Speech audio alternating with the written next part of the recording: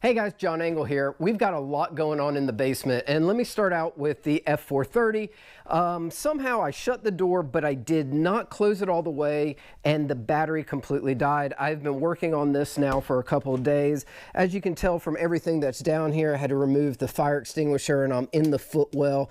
It is not going as easily as I would have hoped.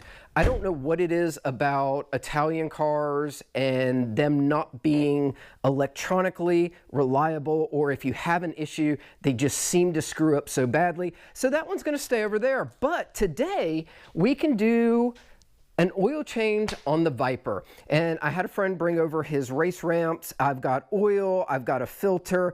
This car is the exact opposite of the F430, whereas everything is as easy as possible, and you will see exactly what I mean. But before we get to the Viper, we got to move the Prowler out of the way. So let's get started.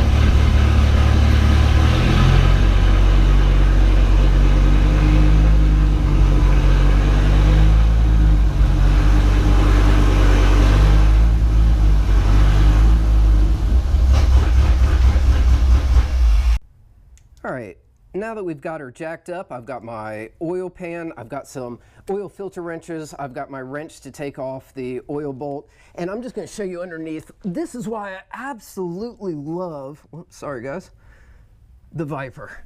There is nothing under here that is not mechanical.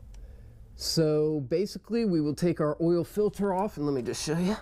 So that is where your oil filter is. Super simple.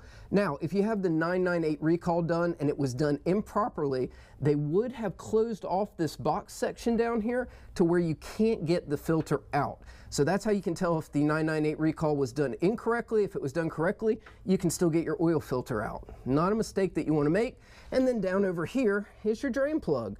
So we will undo the drain plug, take the oil out, take the filter off, and then we'll go up top where there's been some controversy on the Viper forums about how to close a hood. And I'm going to show you how I do it, which is how you should do it. We're underneath, got my oil pan and my drain plug, and hopefully I'm on, it's righty-tighty, lefty-loosey. That's always good to know. Oh, yep, super simple. And I keep saying everything is super simple on this car until I get to something that is going to screw up. But this is really one of the easiest cars to work on. I absolutely love it. I get hell all the time from my friends that they don't think I work on cars. They really should watch my channel more. I do quite a bit of stuff. But in a heartbeat, I will take my stuff to somebody to have it done. I just don't have the time. And you can tell from my oil, you don't want to see any metal shavings or anything like that. I'll clean it off, but this looks good. It is a little bit dirtier than I thought it would be. All right, let's let it drain. Okay, so I put the bolt back into the oil pan, tightened that up, everything's good there. We drained all the oil out. Now it's time to get the oil filter out. And as you can see over here, I've got an oil wrench on it, or the oil filter wrench on it, and I have started to loosen it. The only problem with taking these off is this frame rail gets in the way. So I'm going to show you a sneaky little trick that I learned, which is I just stuff an old plastic bag on the rail, and it's actually going to drain everything directly into the oil catch here, which will keep me from having to clean this frame rail up, and hopefully will help me. But I'm going to take it off, and then I'll show you once it starts draining.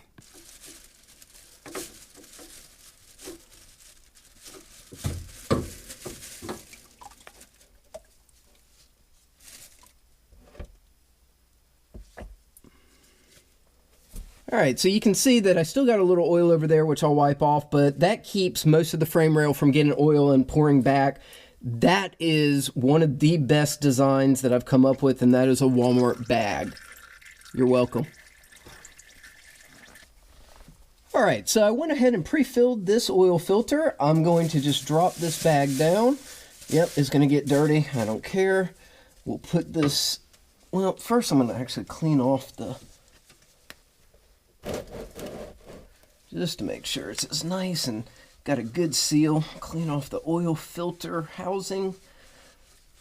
That's good, oh yeah. Now we'll take this, put it directly on there.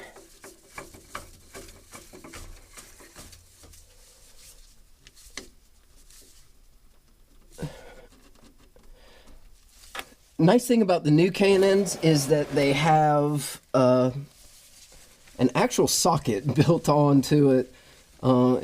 It's really the nut, and you can put a socket on there and tighten it up. Now, it only needs to be hand tight, so don't go crazy on it. You don't have to be Macho Man, but for the most part, that takes care of everything that we have to do down here. Now we get to go up top. The good thing is everything underneath has been buttoned up. Now we have to actually open the hood before I can show you how to close the hood. The first thing to opening a Viper hood, which is the secret spot, see that little lever right there? You pull that. So we're gonna pull it. Yep, that opens it. Then there is another little latch. All right, then there's the lever in here, which you just pull and lift up. So now that we have the hood up, the best thing to do is grab a friend, and we're just gonna lift up on each one of these sides, just straight up. And as you can see, as we do this, it'll go up until it almost hits the front bumper, and then it stops. Now we can put the oil in, and oil goes right here. And let's get to it. All right, time to fill her up. And as you guys notice, I am using a funnel this time. Some people wanted to criticize me when I did the Bentley and did not use a funnel. However, I didn't spill any. Now I'll use a funnel and spill a lot. We're gonna put 8 quarts back in here, then we'll start her up and see how we're doing. So let's see how this goes.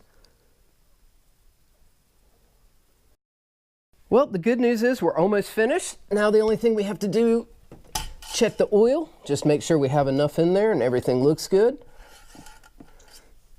Oh yeah, I love it when it's that honey color. Tastes sweet.